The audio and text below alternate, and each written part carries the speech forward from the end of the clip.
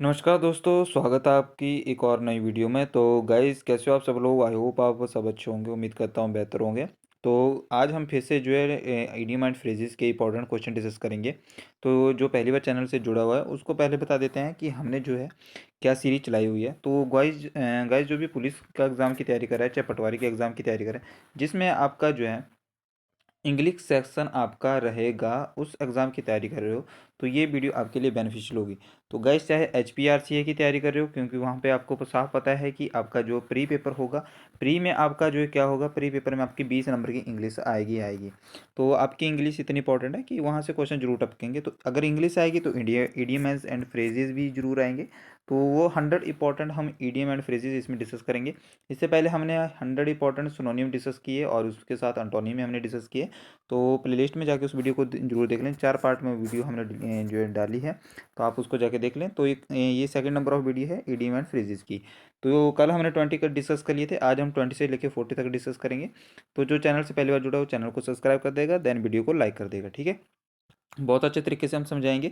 और जब जैसे ही ये सीरीज़ खत्म होती है उसके बाद आपके लिए PYQ इसके क्वेश्चन लेके आएंगे, जो होंगे प्रीवियस ईयर क्वेश्चन जो पेपर के में एग्जाम आएंगे। तो वहाँ से आपको जो है बिल्कुल कॉन्फिडेंस फील होगा कि नहीं, हम जो है अच्छे ही रास्ते पे चले हुए हैं और पूरा जो है अच्छे तरीके से हम कोई भी चीज़ सीख रहे हैं, ठीक है। तो आइए, ज़्यादा टाइम वेस्ट ना करते हुए आपका फर्स्ट क्वेश्चन हम डिस्कस करते हैं। 21 नंबर क्वेश्चन हमारे पास जो है। तो फर्स्ट है हमारे पास, in the same boat. In the same boat यानी कि इससे साफ पता लग रहा है सेम बोट यानी कि सेम बोट में बैठना। जैसे ये दो व्यक्ति बैठे हुए हैं इन द सेम बोट, तो जैसे ये सेम बोट में बैठे हुए हैं तो यानी कि क्या होना, अगर ये बोट अगर डूबेगी पानी में तो ये दोनों डूबेंगे ना। तो यानी कि कौन सी ऐसी परिस्थिति होती है, यानी कि उस कठिन परिस्थिति में होना जहाँ पे दोनों हो, ठीक है। तो कठिन परिस्थिति में होना यानी इन द सेम बोट, ठीक है। तो इसका आंसर क्या होगा, being in the same difficult situation. तो सेम डिफिकल्ट सिचुएशन में फंसना, जैसे इस टाइम सभी की डिफिकल्ट सेम डिफिकल्ट सिचुएशन फंसी हुई है कि सुखू सरकार जो है कब आपकी जॉब निकालेगा, ठीक है। तो सभी की सेम डिफिकल्ट सिचुएशन है, ठीक है। कई ओवरेज हो रहे हैं एज में जो है, तो सभी की सेम इसमें दिक्कत है, ठीक है। तो आप कह सकते हो कि सभी इस टाइम जो है इन द सेम बोट में बैठे हुए हैं, ठीक है। ऐसे आप याद कर सकते हो। कैसे लगे आपको जो है इसी ट्रिक, तो कमेंट सेक्शन में जरूर बताइएगा। और गाइस, प्लीज़ वीडियो को लाइक करते हुए चलिएगा, ठीक है। क्वेश्चन नंबर 22 हमारे पास है, लीव्स नो स्टोन अनटर्न। तो इसका मीनिंग क्या होता है? तो लीव्स नो स्टोन अनटर्न का मीनिंग होता है यानी कि खून पसीना एक करना। जैसे आप अभी खून पसीना एक कर रहे हो अपनी तैयारी करके, ठीक है। तैयारी आपने खूब कर ली है, अब आपको जो है वो निकलनी है, निखारनी है। जैसे कि आपकी कोई वैकेंसी निकलती है, आप उसमें जो है पार्टिसिपेट करते हो, तो उसको बोलते हैं लीव नो स्टोन अनटर्न, ठीक है। कोई भी हमने पत्थर जो है नहीं छोड़ा है फेंकने से। हर मुमकिन प्रयास हमने किया है। जैसे JOIT 817 इस टाइम जो है बैठे हुए हैं शिमला में, तो वो हर मुमकिन प्रयास कर रहे हैं, और ठीक है, हम हर मुमकिन प्रयास कर रहे हैं वो अपनी रिजल्ट के लिए। तो उसको बोलते हैं try every possible course of an action in order to achieving something. हर पॉसिबल प्रयास करना किसी भी चीज़ को पाने के लिए। और इसका नेक्स्ट इसमें हो सकता है to make all possible effort, ठीक है। तो ये 22 नंबर हमारे पास हो गया। क्वेश्चन नंबर 23 है गाइस हमारे पास जो है, CI to eye. CI to eye यानी कि आंखों ही आंखों में दिखना। तो अगर आंखों ही आंखों में दिखना यानी कि पूर्णतः सहमत होना, इसका सही आंसर हो जाएगा। क्या होगा? पूर्णतः सहमत होना। अगर आप सहमत होंगे तभी आंखों से आंखें मिला के आप बात कर पाओगे, ठीक है। तो full in, be in full agreement होना, ठीक है। एग्री विद ईच अदर, ठीक है। तो आप उस सामने वाले बातों से एग्री कर रहे हो, ठीक है। अगर उसकी आंखों में आंखें देख के बात कर रहे हो जैसे ये कर रहे हैं, तो यानी कि हैव सिमिलर ओपिनियन होना और बी इन फुल एग्रीमेंट, ठीक है। क्वेश्चन नंबर 24 है हमारे पास जो, स्पिल द बीन्स।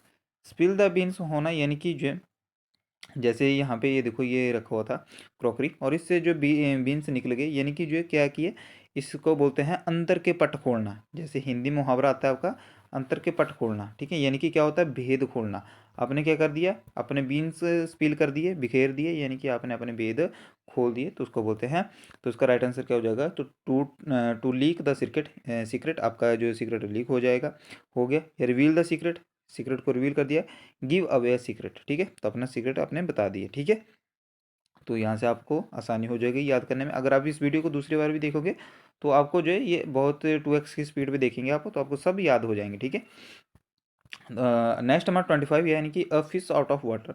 मछली को पानी से बाहर निकालेंगे तो उसको क्या होगा, सांस नहीं आएगी, तो कैसा फील करेगी वो, असहज परिस्थिति में होना, यानी कि अनकंफर्टेबल फीलिंग उसको होना, ठीक है। मर जाएगी वो। तो आपने समझ पड़ा ही है। तो एन अनकंफर्टेबल पोजीशन इन हो जाना, ठीक है। तो मछली बाहर होती है तो अनकंफर्टेबल पोजीशन हो जाती है। इन अनफेमिलियर सर्कमस्टांसिस, ठीक है। अनफेमिलियर सर्कमस्टांसिस होता है यानी कि कुछ चीज़ परिणाम आपके फेमिलियर नहीं होते हैं, ठीक है, आपके सहज नहीं रहते। आइए नेक्स्ट देख लेते हैं question number 26। A snake in the grass. A snake in the grass क्या होता है? अ स्नेक इन द ग्रास होता है यानी कि जो है अगर ग्रास में स्नेक छिपा हुआ है तो आपको नहीं दिखेगा ना वो, तो स्नेक इन द छुपा हुआ है यानी कि आस्तीन का सांप बोलते हैं जिसको। आस्तीन का सांप यानी कि हिडन, हिडन एनिमी, ठीक है। क्या बोलते हैं उसको? हिडन एनिमी बोलते हैं, ठीक है। तो ट्रेचरस पर्सन, ट्रेचरस पर्सन क्या होता है? यानी कि जो है विश्वासघात पर्सन को बोलते हैं ट्रेचरस, ठीक है। देशद्रोही, इसके लिए बेस्ट है देशद्रोही। ट्रेचरस किसको बोलते हैं? देशद्रोही को बोलते हैं, ठीक है। तो ट्रेचरस यानी कि धोखा देने वाले को होता है। An unreliable and deceitful, deceitful मैंने आपको सिनोनियम भी करवाया भी था। डिसीटफुल, डिसीटफुल पर्सन को बोलते हैं अ सीक्रेट एनिमी होता है ये, ठीक है। हिडन एनिमी होता है यानी कि पीठ पीछे से वार करने वाला होता है, ठीक है। तो ऐसे आप याद रख सकते हो। 26 हमारे पास हो गया। 27 हमारे पास अ स्टोन्स थ्रो अवे। अ स्टोन्स थ्रो अवे बहुत बार इंपॉर्टेंट है। अगर यहाँ से देखो, यहाँ से इसने पत्थर मारा यानी कि दोनों ने, तो क्या हुआ? तो अ शॉर्ट डिस्टेंस यानी कि थोड़ी दूरी पर गिरना।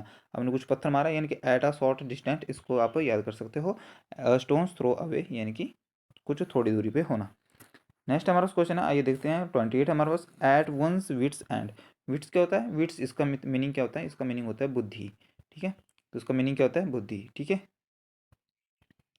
तो आपसे पूछा है कि एट वंस विट्स एंड, तो यानी कि समस्याओं में इतना चिंतित होना कि पता नहीं कि आगे क्या करना है, ठीक है। तो उसका बोलते हैं टू बी पजल्ड होना, ठीक है। और not knowing what to do, आपको कुछ पता नहीं लग रहा है कि आपको क्या करना है। जैसे इसको देखो यहाँ पे लग रहा है विट्स एंड गेम्स, ठीक है। क्वाइट परप्लेक्स्ड, ठीक है। वी ओवरवेलम्ड, ये सारे जो है आपके पजल होने के ये सिनोनिम है। परप्लेक्स्ड हो गया, ओवरवेलम्ड हो गया यानी कि ठीक है। Not knowing what to do, कुछ करने का कुछ पता नहीं लग रहा है कि कहाँ जाएं क्या करें। टू बी पजल्ड, इस टाइम जो है हिमाचल प्रदेश का हर युवा जो है आपके लिए क्या हो चुका है? परप्लेक्स्ड हो चुका है, ठीक है। जैसे अभी यूपी पीपी पुलिस का एग्ज़ाम जो है लीक हो चुका है, सेकंड का, सेकंड शिफ्ट का। तो वो बच्चे भी क्या हो गए? परप्लेक्स्ड हो गए, उनको पता नहीं लग रहा कि हम क्या करें। अगर हमने आंदोलन किया तो जो है पुलिस हमें जो है अरेस्ट कर लेगी, तो हमारा फ्यूचर बर्बाद हो जाएगा। तो कुछ उनको पता नहीं लग रहा कि हम क्या पोजीशन पे रहें। अगर हम चुप रहे तो वो बंदे आगे लग जाएंगे जिन्होंने कभी मेहनत नहीं की है, ठीक है। तो 29 हमारे पास है at the drop of a hat. At the drop of hat का मीनिंग क्या होगा? यानी किसी ने हैट पहनी है और एकदम से नीचे गिर गई, तो उसको क्या बोलते हैं? तुरंत। तो कल मैंने भी आपको एक इडियम बताया था, एट द 11th आवर। कल मैंने आपको क्या बनाया था? 11th आवर बोलते हैं, ठीक है। 11th आवर, तो उसको क्या बोला था? तो उसको बोलते हैं तुरंत, यानी कि कोई चीज़ सडनली हो जाना। तो विदाउट एनी हेजिटेशन कोई चीज़ होना, इंस्टेंटली होना कोई चीज़, without having planned beforehand, ठीक है। तो उसको बोलते हैं कोई चीज़ जल्दी से हो जाना, ठीक है। At the drop of hat. Next हमारा क्वेश्चन है बी आर ईयर्स। कल हमने एक किया था टर्न अ डेफ ईयर, तो उसको क्या बोलते हैं? टर्न अ डेफ ईयर, यानी कि उसको बोलते हैं यानी कि अपने कान बंद कर लेना, इग्नोर करना किसी चीज़ को। और यहाँ पे लिखा है बी आल ईयर्स, तो ये क्या कर रहा है? अपने किसी की बातें सुनना, ठीक है। बी आल ईयर्स यानी कि इसे हमने दोनों कान खोल दिया, यानी कि कोई चीज़ आपको गौर से सुनना। तो लिसनिंग, लिसनिंग इंटेंटली, ठीक है। और वेरी अटेंटिव होना, सतर्क होना। To be ready and eager to listen, बहुत ज़्यादा उत्सुक होना दूसरों की बातों सुनने के लिए, ठीक है। खासकर जो है मोहल्ले वाली आंटियाँ ये काम करते हैं, और गांव की जो महिलाएं होती हैं वो भी ऐसा करते हैं, ठीक है। नेक्स्ट हमारा question 31, cost and arm and leg. तो उसका क्या मीनिंग होगा? Cost and arm and leg, तो उसका मीनिंग क्या हो जाएगा? तो उसका मीनिंग होगा यानी कि बहुत महंगा पड़ना। कोई चीज़ बहुत ही महंगी कॉस्टली पड़ रही है तो उसको बोलते हैं बहुत महंगा पड़ना, यानी कि very expensive. To cost an arm and a leg, इसको बोलते हैं टू बी वेरी एक्सपेंसिव, ठीक है। आइए नेक्स्ट देख लेते हैं हमारे पास जो 32 हमारे पास जो cry over spilt milk. Cry over spilt milk क्या होगा? अभी पढ़ लो, नहीं तो जो है क्या बोलते हैं, अब क्यों पछतात जब चिड़िया चुग गई खेत, ठीक है। अभी पढ़ लो, नहीं तो बाद में पछताने से क्या होगा? बाद में ऐसा होगा पेपर में, उफ ये क्वेश्चन मेरे को आता था पर मैंने गलत कर दिया। तो कैसे होगा? वो रिवीजन करके होगा। अगर बार बार रिवाइज करते रहोगे तो सब कुछ याद होगा, अगर नहीं करोगे तो भैंस जाएगी पानी में, ठीक है। तो याद रखेंगे। अगर मैंने अभी बोला भैंस जाएगी पानी में, तो भैंस जाएगी पानी में उससे क्या, एक ट्रिक मैंने आपको बताई थी, BC, यानी कि BC क्या होता है? Vitamin B and vitamin C, ये क्या होता है? ये हमारे पास जो वाटर सॉल्युबल होते हैं, ठीक है। तो क्राई ओवर स्पिल्ट मिल्क फिर से इंग्लिश में आ जाते हैं। तो क्राई ओवर स्पिल्ट मिल्क होता है यानी कि जो है जब मिल्क जो है स्पिल्ट हो गया तो उसके बाद रोने से क्या फ़ायदा है, यानी कि तो उसका मीनिंग होगा to complain about a loss from the past, ठीक है। जब कोई लॉस हो जाएगा फिर उसकी कंप्लेन करना बाद में, ठीक है। To regret about that which can not be rectified, उसका रिग्रेट करना जिसको कभी सुधारा नहीं जा सकता, ठीक है। और feeling sorry over a mistake that can not B change, ऐसी फीलिंग सॉरी करना तो जिसको मिस्टेक के लिए आप उसको चेंज नहीं कर सकते हो, ठीक है। तो ये आपके लिए अच्छा मीनिंग है, इसको ये पेपर में आने के ज़्यादा चांसेस है, आपसे पूछा भी जा सकता है। फादर वंस ओवर नेस्ट, उसको क्या होना, सॉरी फादर नहीं है, फीदर। फीदर क्या होता है, फीदर वंस ओवर नेस्ट, इसका बोलता है बेईमानी करके धनी होना। फीदर क्या होता है, पंख होता है, ठीक है, एक ही। तो मेक मनी इन इम्प्रॉपर वे, अपने जो फायदे के लिए कुछ भी करना, डिसऑनेस्ट वे में भी चले जाना, जैसे दुकानदार होते हैं। तो true to profit in a dishonest way, ठीक है। प्रोमोट देयर ओन इंटरेस्ट, ठीक है। तो यहाँ पर कर सकते हो इसका 33 का। नेक्स्ट हमारा क्वेश्चन है 34, स्पिक एंड स्पान। तो स्पिक एंड स्पान का मीनिंग क्या होता है, स्पिक एंड स्पान का होता है यानी कि साफ सुथरा होना, नीट एंड क्लीन होना, ठीक है। नीट एंड क्लीन, ठीक है, कंप्लीटली नीट एंड क्लीन होना। कोई भी चीज़ होती है तो क्लीन एंड टाइडी इसको बोलते हैं, ठीक है, याद रखेंगे। साफ सुथरा, इसमें जो याद करने का कोई नहीं है, स्पिक एंड स्पान यानी कि साफ सुथरा होना, ठीक है। नेक्स्ट हमारा क्वेश्चन है टू ईट अ हम्बल पाई। तो यहाँ पे लिखा हुआ है टू ईट अ हम्बल पाई यानी कि किसी चीज़ के लिए नाक रगड़ना यानी कि हार मान लेना, उसको बोलते हैं to eat a humble pie. To accept defeat यानी कि हार मान लेना, to accept defeat. Suffer humiliation, had to yield under pressure, ठीक है। और admit that there on are wrong, ठीक है। तो ऐसे बोल रहे हैं उसको हार मान लेना, टू ईट अ हम्बल पाई यानी कि उसको बोलते हैं नाक रगड़ लेना, ठीक है। To accept defeat. आइए हमारे पास क्वेश्चन है 36, टू एंड इन स्मोक। तो उसको बोलते हैं धुएं में उड़ना या कोई परिणाम ना निकलना। टू एंड इन स्मोक यानी कि धुएं की तरह उड़ गया वो, उसको बोलते हैं कोई परिणाम नहीं निकला। टू कम टू नथिंग, ठीक है, तो उसको बोलते हैं टू कम टू नथिंग, या and without any practical result, या यील्डिंग नो रिजल्ट, ठीक है, यील्डिंग नो रिजल्ट। तो यहाँ पे यील्डिंग का मीनिंग भी क्या होता है, प्रोड्यूस करना होता है, ठीक है। तो कोई भी चीज़ आपने प्रोड्यूस किया उसका कोई रिजल्ट नहीं निकला तो उसको बोलते हैं टू एंड इन स्मोक यानी कि धुएं में उड़ गया, ठीक है। नेक्स्ट हमारा क्वेश्चन है 37, अब to flog a dead horse, most important है, बहुत बार पूछा गया है ये है मरा हुआ घोड़ा, ठीक है। और इसको क्या कर रहा है, ये पीट रहा है। जब वो मरे हुए घोड़े को पीट रहा है तो उसको क्या होगा, तो मुर्दे में जान डालने की कोशिश करना, तो क्या होगा, असंभव कार्य करना। एक और कोई चीज़ मर गई तो जिंदा तो हो नहीं सकती वो चीज़, तो उसको बोलते हैं असंभव कार्य करना, to flog a dead horse. तो उसको बोलते हैं to attempt to do impossible things, अपना टाइम वेस्ट करना यानी कि waste energy in an unalterable situation, ठीक है, अपनी चीज़ों को वेस्ट करना है किसी चीज़ को, ठीक है। तो ये क्या कर रहा है, फ्लॉग डेस्ट मरे हुए घोड़े को उठा रहा है, तो उसको बोलते हैं to attempt to do impossible things, ठीक है। 37 का आई होप राइट हो गया। तो नेक्स्ट हमारा क्वेश्चन है 38, read between the lines. Read between the lines का मीनिंग क्या होता है, आपने जो है अंदर की बात को पढ़ लिया, ठीक है। कुछ ऐसे जो महान कवि होते हैं जिनकी चार पंक्तियों में भी बहुत सारा सारांश छिपा होता है, तो उसका क्या होता है, रीड बिटवीन द लाइन्स। वो उनको पता होता है जो बहुत ही अच्छे वक्ता होते हैं या कुछ विद्वान होते हैं, उनको पता होता है। रीडिंग बिटवीन द लाइन में होता है यानी कि अनकहे भाव को समझना, ठीक है।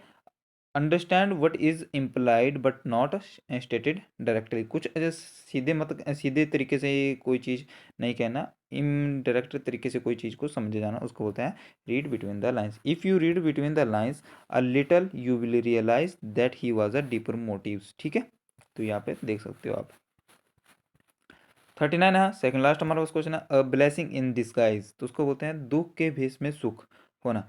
जैसे आपने ये 5 स्टार वाली ऐड देखी होगी, जैसे ये आंटी इसको आंटी जो इसको बोलती है कि मेरा जो यहाँ पे बैग देना, ये कुछ बोलती है इसको, मेरा जो डंडा देना। तो ये क्या करता है, ये कोई एक्शन नहीं लेता, ये लड़का जो है कोई एक्शन नहीं लेता। तो ऊपर से क्या होता है, जब आंटी देखती है कि इसने बहुत ही बदतमीज लड़का है और आंटी यहाँ से उठ जाती है, जब ये आंटी उठती है तो ऊपर से कुछ यहाँ से सामान गिरता है नीचे। तभी आंटी बोलती है शुक्र है तूने मेरा डंडा नहीं उठाया, अगर मेरा डंडा तूने उठा लिया होता तो मैं यहीं पे बैठी रहती और ऊपर से मेरे ऊपर ये सामान गिर जाता। तो उसको बोलते हैं दुख के बेस में सुख होना। पहले इसको गुस्सा आ रहा था इस पे इसने मेरा डंडा नहीं दिया, बाद में ये इसको शाबाशी दे रही थी कि तूने अच्छा हुआ मेरा ये काम नहीं किया, ठीक है। तो इसको बोलते हैं अ ब्लेसिंग इन डिस्गाइज, ठीक है।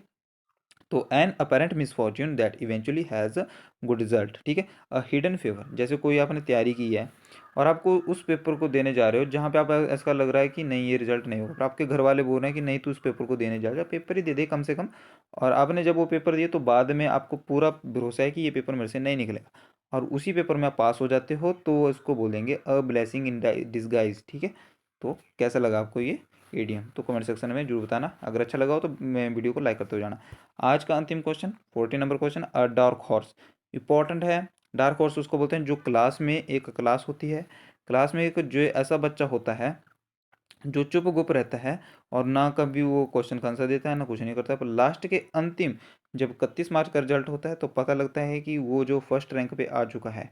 तो उसको क्या बोलते हैं? उसको बोलते हैं डार्क हॉर्स, यानी कि अप्रत्याशित विजेता, जिसका कभी आपने जो है सोचा नहीं होगा वो एकदम से आगे निकल जाता है, उसको बोलते हैं डार्क हॉर्स। ठीक है।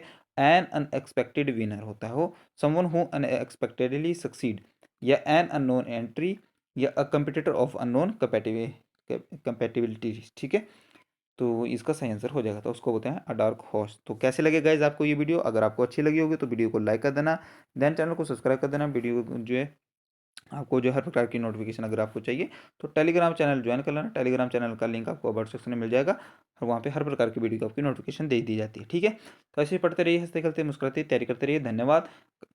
कल आपका नेक्स्ट पार्ट आएगा तो उसको देखना जरूर देखिएगा। ऐसे ही आपको जो है थोड़ा थोड़ा करके आपके लिए अंदर बहुत सारा ज्ञान भर दिया जाएगा और ये सारा ज्ञान आपको पेपर में जाके जरूर देखने को मिलेगा, ये मेरी आपकी गारंटी लेता हूँ।